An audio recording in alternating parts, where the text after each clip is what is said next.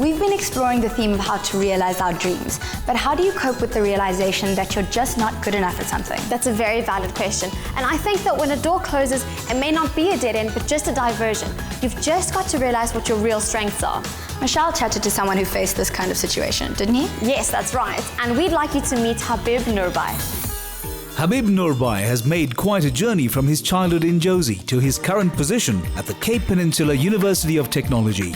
But he's disarmingly modest about his achievements.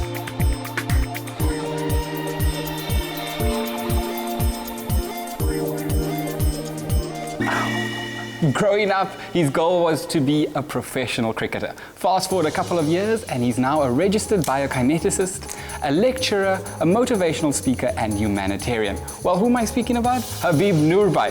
And for some reason, today, he's going to put me through my paces. Habib, welcome to Mela.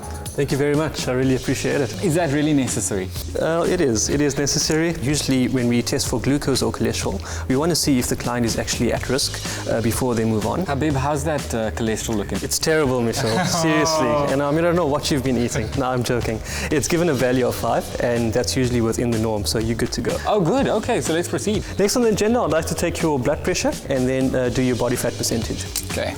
Okay, so I just want to get your arms right through.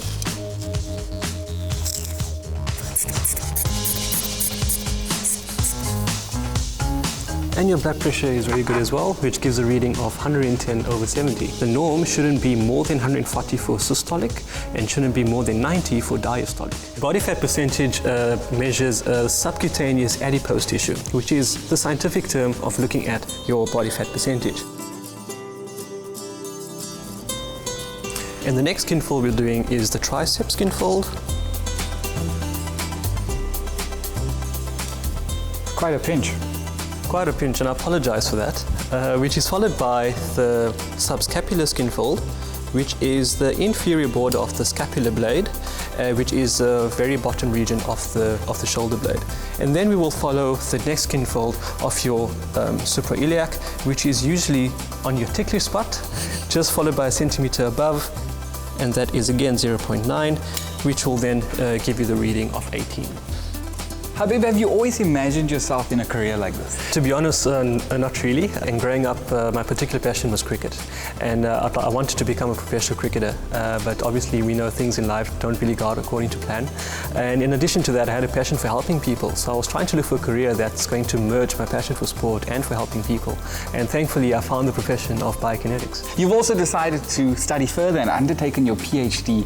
What made you come to that decision? Part of being as a lecturer, as an academic, is try to further your studies within academia, and usually I'm very passionate for research, and particularly with the current topic that I'm involved with now with cricket, and hence I'm doing my PhD in exercise science through UCT. What is it about your humanitarian work that makes you so proud? My NPO, which was a non-profit organization, started at the end of 2012, which is focused on providing complementary exercise testing, exercise prescription and health education to underprivileged communities and settings in need, trying to make as much of a difference as we can. Then step into the treadmill. Okay, you're going to start running now.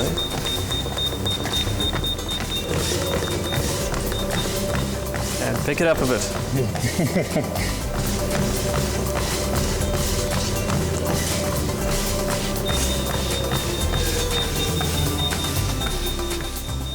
That's it, perfect. And then we can do the stage stuff. So you can come down, and I'll just take it off for you. That was fun. Whew, I'm out of breath. That's a good test. What exactly does a biokineticist do? A biokineticist is a clinical exercise specialist which functions in alliance with health and medicine.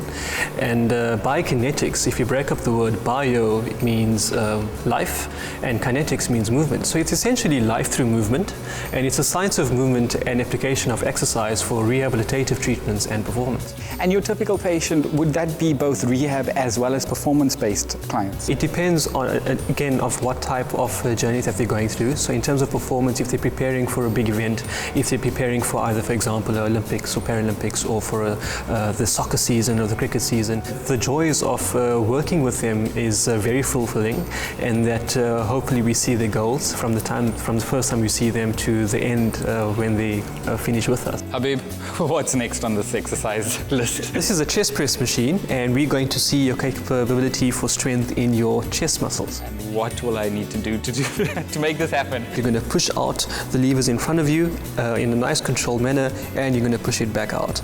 Exhalation on the way out, inhalation on the way in. You started your humanitarian work at quite a young age. What inspired you to do that? As we know that in South Africa, the epidemic for physical inactivity is quite large, and it is the fourth leading risk factor for all-cause mortality. And also a few of those great men and women who were humanitarians and who did voluntary work has inspired me to do this. Wow, amazing, amazing. No other word for it. Okay, so you mentioned exercises, what else?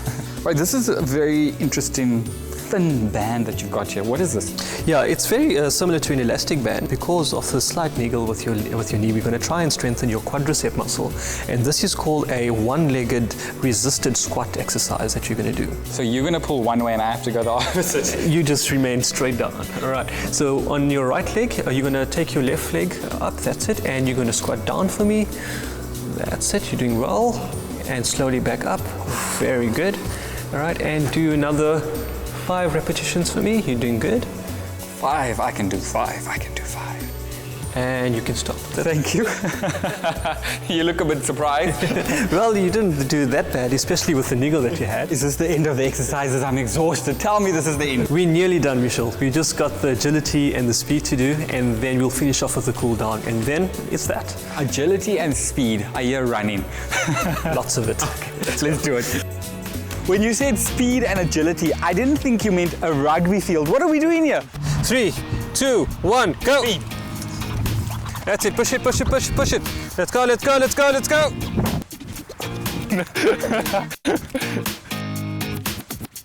Very good, now push, push, push, push, push, push! Okay, how did I do?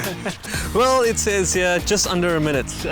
So for the general population, not too bad. It's been such a pleasure getting to know you, buddy. Thank you so much. I've had such a good time. You're welcome. It's been a pleasure. I am exhausted. I'm going to take a rest.